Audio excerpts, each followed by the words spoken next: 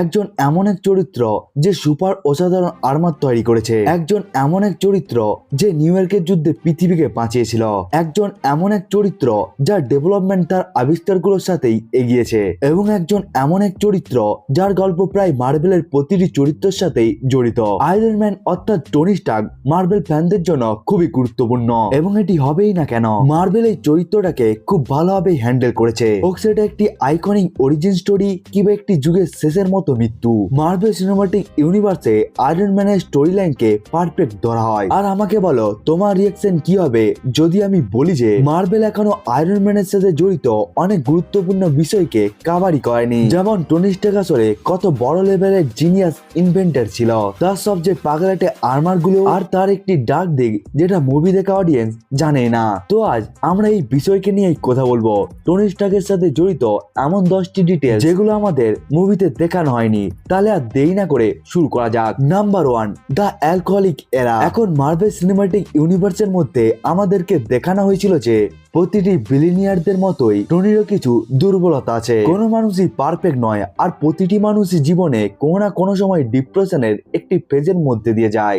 তো কমিকের famous demon in bottle story লাইনে ইনভিজিবল আয়রন ম্যানের ইস্যু 120 থেকে 128 পর্যন্ত চলে। এখানে আমাদেরকে দেখানো হয়েছিল যে টনির আর্মার কিছুদিন ধরে ঠিকমতো কাজ করছিল না, আর যখন একটি পার্টিতে টনি স্টার্ক ইন্ডাস্ট্রিকে রিপ্রেজেন্ট করতে যায়, তখন তার রিপালসার হঠাৎ করে একজন আমলার উপর ফায়ার করে বসে, এবং সেই অফিসার সেখানেই মারা যায়। এটা হওয়ার সাথে সাথেই পুরো দুনিয়ার মিডিয়া টনির পেছনে পড়ে যায়। এই জন্যই টনিকে স্টার্ক ইন্ডাস্ট্রির সিও পদ থেকেও সরিয়ে দেওয়া হয়, এমনকি তাকে বাধ্য হয়ে অ্যাভেঞ্জার্স এর টিমকেও ছাড়তে হয়। আর এই চাপের মধ্যে ডুবে গিয়ে টনি বাধ্যতামূলক মদ্যপানের শিকার হয়ে যায়। কিন্তু টনি এই ব্যাপারটার আসল কারণ জানতে চায়, এবং এর জন্য সে স্কটল্যান্ডের সাহায্য নেয়, যে খুঁজে বের করে যে টনির স্যুটগুলো তার ম্যাল ফাংশন করছিল, কারণ ইন্ডাস্ট্রিয়ালিস্ট জাস্টিন হ্যামার তার স্যুটকে হ্যাক করে রেখেছিল। আর এটা সে করেছিল টনির কাছ থেকে প্রতিশোধ নেওয়ার জন্য, কারণ টনির জন্য সে একটি ট্রেড ডিলকে হারিয়েছিল।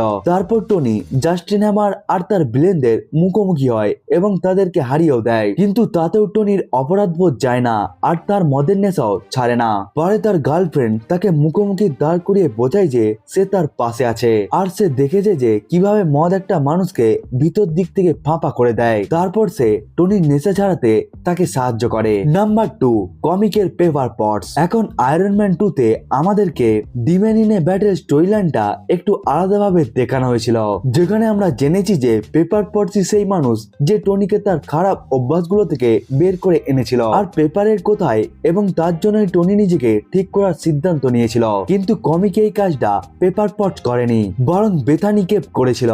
আর এই সেই মানুষ ছিল যে ডিমেন ইন ব্যাটেল স্টোরি লাইনে টনিকে নেশা ছাড়তে সাহায্য করেছিল।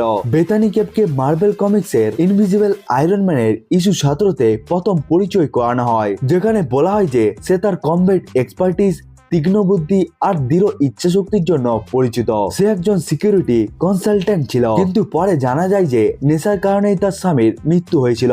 আর যখন সে টনির সাথে দেখা করে, তখন তাদের সম্পর্কটা অনেকটাই অন অফ টাইপের ছিল। কিন্তু ডিমেন ইন ব্যাটেল স্টোরি লাইনে যখন টনি পুরোপুরি নেশায় ডুবে গিয়েছিল, তখন বেথানি তাকে সামলায়। সে টনিকে বোঝায় যে সবকিছুই একা একা সহ্য করার দরকার নেই। সে টনিকে তার নেশা থেকে বের করে আনে। অনেকদিন এমনই হয়, রিহাবের সময় টনি বেথানির উপর চিৎকার করে, ঝগড়াও করে, কিন্তু বেথানি টনির পাশে থেকে যায়। তো বেথানিকে সেই চরিত্রগুলোর মধ্যে একজন যে টনিকে এটা বুঝিয়েছিল টনির মতো মানুষও কারোর জন্য নিজেকে বদলাতে পারে। Number 3, the bleeding edge technology. Marvel cinematic ইউনিভার্সের মধ্যে আমরা ব্লিডিং ইজ আর্মারকে ইনফিনিটি ওয়ারের মধ্যে দেখেছিলাম, কিন্তু আপনি কি জানেন এমসিইউতে দেখানো ব্লিডিং ইজ আর্মার কমিকের ব্লিডিং ইজ আর্মারের অ্যাডভান্সমেন্টের ধারের কাছেও আছে না। ইনভিজিবল আয়রন ম্যান ভলিউম 2 এর ইস্যু নাম্বার 25-এ প্রথমবার ব্লিডিং এজ আর্মার দেখা যায়। এই আর্মার লক্ষ লক্ষ ছোট ছোট ন্যানাইট দিয়ে তৈরি ছিল, যা টনির শরীরের ভেতরে জমা থাকতো।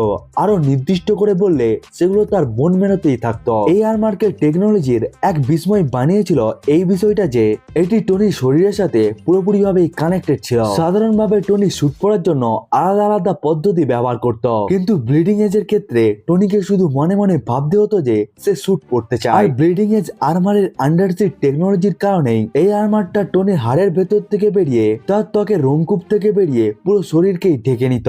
এটা তো কেবল ব্লিডিং এজ আর্মারের ক্ষমতার শুরু মাত্র। এই আর্মারের সেফ শিফটিং টেকনোলজিও ছিল, যার মাধ্যমে টনি যে কোনো ফর্মে এটাকে রূপ দিতে পারত। এর থেকে বিভিন্ন ধরনের অস্ত্র বানাতে পারত, এমনকি এই স্যুটে সেলফ হিলিং এর ক্ষমতাও ছিল, যার ফলে এই আর্মারের ভাঙার সম্ভাবনাও খুব কম ছিল। আর এই আর্মারকে বানানো হয়েছিল ম্যাগনিটোর মতো চরিত্রের সাথে লড়াই করার জন্য, কারণ এই আর্মারের মধ্যে কার্বন ন্যানোটিউবকে ব্যবহার করা হয়েছিল। কিন্তু ধীরে ধীরে ব্লিডিং এজ টেকনোলজির খারাপ প্রভাব টনির উপর পড়তে শুরু করে, আর ইনভিজিবল আয়রন ম্যানের ইস্যু 517-তে রিডের সাহায্যে টনি নিজের শরীর থেকে সব ন্যানাইটকেই বের করে দেয়। Number 4, Ragnarok. অনেকেই বলে যে মার্ভেল সিনেমাটিক ইউনিভার্সের সিভিল ওয়ার তার কমিক কাউন্টার পার্টের মতো ততটাও ইন্টেন্স ছিল না। এই কথা একদম সত্য, কারণ কমিকের সিভিল ওয়ারের সময় ক্যাপ্টেন আর টনির বাহিনী যখন একে অপরের সাথে লড়াই করে, তখন ক্যাপ্টেনের টিমকে হারানোর জন্য গড অফ থান্ডার থর এসে যায়। কিন্তু সিভিল ওয়ারের ইস্যু নাম্বার 4-এ আমরা দেখতে পাই যে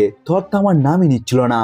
তার আসার পর থেকেই ক্যাপ্টেনের দিকে সবাই ভেঙে পড়ে, কারণ তারা সবাই মিলেও থরের মোকাবিলা করতে পায় না। থর একাই পুরো যুদ্ধ একতরফা করে দেয়। কিন্তু চরম ব্যাপারটা তখন হয় যখন থরের সাথে লড়তে গলিয়াত আসে, আর থর গলিয়াতকে মেরে ফেলে। এরপর জানা যায় যে যে থরকে সবাই সেখানে দেখেছিল সে আসলে থরই ছিল না। এমনকি সেই সময়ের মধ্যে থর তো পৃথিবীর মধ্যেই ছিল না। এই থর ছিল থরের ডিএনএ দিয়ে তৈরি একটি ক্লোন, যার নাম ছিল র্যাগনারক। আর এই ক্লোনটিকে বানিয়েছিল টনি স্টার্ক। সিভিল ওয়ারের মধ্যে টনি নিজের জেদে এতটাই অন্ধ হয়ে গিয়েছিল যে সুপারহিরো রেজিস্ট্রেশন অ্যাক্টকে একেবারেই সর্বাত্মক যুদ্ধে পরিণত করে ফেলেছিল, এবং এই যুদ্ধকে জিততে সে একেবারে একজন দেবতার ক্লোন পর্যন্ত তৈরি করে ফেলেছিল। আর তার ফলস্বরূপ একজন হিরোর প্রাণ চলে যায়। Number 5, iron all father armour. যেখানে টনি আছে সেখানে নতুন নতুন আর্মারের কথা তো হবেই, এমনকি টনির আর্মার বানানোর গল্পগুলো খুবই পাগলাটে। এর মধ্যে একটি গল্প হলো টনি নিডাবেলিডের ডোয়াভারদের সাথে মিলে ওডিনের জন্য একটি আর্মার বানায়। আমি কথা বলছি ওয়ার অফ দ্য রিলাম স্টোরি লাইনের। এই স্টোরিতে ওডিন আগেই কিছুটা দুর্বল অবস্থায় ছিল। মিডগার্ডে ম্যালিকেট আর তার বাহিনী আক্রমণ করলে ফ্রিগাসেস প্রতিরোধ গড়ে তোলে। ঠিক তখনই ওডিন তার আয়রন অল ফাদার আর্মার পরে হাজির হয়। এই আর্মার টনি নিডাবেলিডের ডোয়াভারদের সাথে মিলে উরুধাতু দিয়ে বানিয়েছিল। এরপরেই ইস্যু নাম্বার 4-এ ওডিন এই নতুন আর্মার পরে যুদ্ধক্ষেত্রে নামেন ম্যালিকেতের মুখোমুখি হতে এবং ফ্রেগাকে বাঁচাতে। কিন্তু ভাবার বিষয় হলো এই যে মার্ভেল সিনেমাটিক ইউনিভার্সে টনি কখনো ওডিনের সাথে দেখাই করেনি। Number 6, superior Iron Man. কমিকের অ্যাক্সিস ইভেন্টের সময় হিরোরা ভিলেনে পরিবর্তন হয়ে গিয়েছিল এবং ভিলেনরা হিরোদের কাজ করছিল। শেষে সবকিছু আগের মতো করতে স্কারলেট উইচ আর ডক্টর ডোম আবার ইনভার্সন স্পেল কাস্ট করে। কিন্তু টনি স্টার্ক যে আগের ইনভার্সনের প্রভাবে খুবই বেশি অহংকারী আর আত্মকেন্দ্রিক হয়ে গিয়েছিল, সে নিজেকে এই দ্বিতীয় স্পেল থেকে প্রোটেক্ট করে ফেলে। আর তখন আমরা পাই ক্লাসিক সুপিরিয়র আয়রন ম্যান। এই ভার্সনে টনি স্টার্কের সব খারাপ অভ্যাসের এক নগ্ন প্রকাশ দেখা যায়। সুপিরিয়র আয়রন ম্যান হিসেবে টনি একজন অত্যন্ত লাভ কেন্দ্রিক পুঁজিবাদী হয়ে ওঠে, যে মানুষের ইচ্ছাকেও শোষণ করতে চায়। এই রূপে সে একজন ভোগবিলাসী বিলিনিয়ার, যে সবসময় মেয়েদের মধ্যে ঘিরে থাকতে চাইছিল। এবং সব থেকে বড় কথা হলো এই যে সে নিজেকে নৈতিকতার ঊর্ধ্বে ভাবতে শুরু করে। এই সময় টনি সিম্বিওটের কাজকর্ম বুঝে এন্ডোসিম আর্মার বানায়, যা তরল ধাতু দিয়ে তৈরি। এবং বিশ্বাস করো, এই এন্ডোজিম আর্মার টনির বানানো সবচেয়ে শক্তিশালী আর্মার গুলোর মধ্যে একটি ছিল। তারপরে আসে তার সবচেয়ে ভয়ঙ্কর কাজ, টনি লঞ্চ করে এক্সট্রিম 3.0। এটা এক ধরনের টেকনো ভাইরাস, যা মানুষকে পারফেক্ট সৌন্দর্য, পারফেক্ট শরীর আর পারফেক্ট জীবন দিতে পারে। এবং এটি পাওয়ার উপায় ছিল একটি অ্যাপ থেকে ডাউনলোড করা। শুরুতে টনি এই সার্ভিসটা ফ্রি রাখে।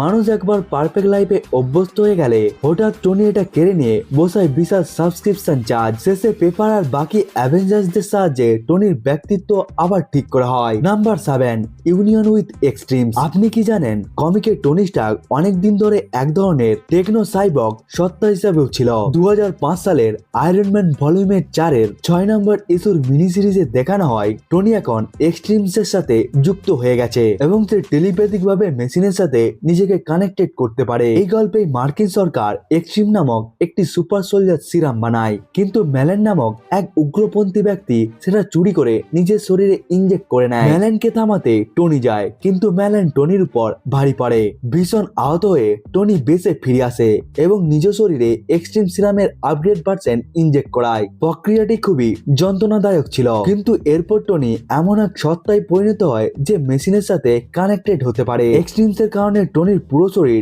জৈবিকভাবে নতুন করে লেখা হয়। তার ইঞ্জারিগুলো সেরে যায়, সে আগের থেকেও শক্তিশালী হয়ে ওঠে। অর্থাৎ টনি নিজেও এক প্রকার সুপার সোলজার হয়ে যায়। এই কারণেই পরে টনি পুরো ব্লিডিং এজ আর্মার শরীরের ভেতরে রাখতে আর মানসিকভাবে কন্ট্রোল করতে পারে। Number 8, Tony is AI. Tony নিজের চেতনা এআই আকারে রেখে দিয়েছিল। এই কথা অনেকেই জানে, কিন্তু সে নিজের চেতনার ব্যাকআপও রাখতো, যাতে কোনো পরিস্থিতিতে সে নিজের স্মৃতি আর চেতনা পুনরুদ্ধার করতে পারে। সিভিল ওয়ার 2 এর পর টনি কোমায় চলে গেলে তার এআই কনসিয়াসনেস রিলি উইলিয়ামকে গাইড করে। পরে টনি কোমা থেকে ফিরলে সে এআই ব্যাকআপ ব্যবহার করে নিজের চেতনা ফিরিয়ে আনে। এরপরেই টনি 2.0 এর গল্প আসে, যেখানে টনির চেতনা এক ভিজুয়াল ডিজিটাল লাইফ ফর্মে রাখা হয়। এই পুরো গল্প ডিজিটাল আইডেন্টিটির উপর ভিত্তি করেই ছিল। Number 9, buster arms. Marble cinematic ইউনিভার্সের মধ্যে আমরা হাল্ক ব্লাস্টার দেখেছি, কিন্তু কমিকে টনির কাছে বাস্টার আর্মারের পুরো সিরিজ ছিল। হাল্ক ব্লাস্টারেরও একাধিক ভার্সন ছিল: modular Hulk blaster, wall breaker হাল্কের বিপক্ষে ব্যবহৃত version, bleeding edge Hulk blaster mode, model প্রাইমের হাল্ক ব্লাস্টার মোড, স্ট্যান হ্যালোর মডেলের 52 হাল্ক ব্লাস্টার। এছাড়াও ছিল Fin Fang Foom blaster, Thor buster model 22, Phoenix killer armour model 38, god killer mark 2 model 61 আর iron destroyer armour. Number 10, Sol's hammer. Incursion থামানোর জন্য Tony বানিয়েছিল sols hammer নামে এক ভয়ঙ্কর ডিভাইস। এটা পুরো সূর্যের শক্তিকে শোষণ করে একটি গোটা ইউনিভার্সকেই ঠেলে দেওয়ার ক্ষমতা রাখত, এবং এটিকে পৃথিবীর বাইরের কক্ষপথে বসানো ছিল। এর মাত্র 2% কমপ্লিশনও এটা কাজ করতে পারত।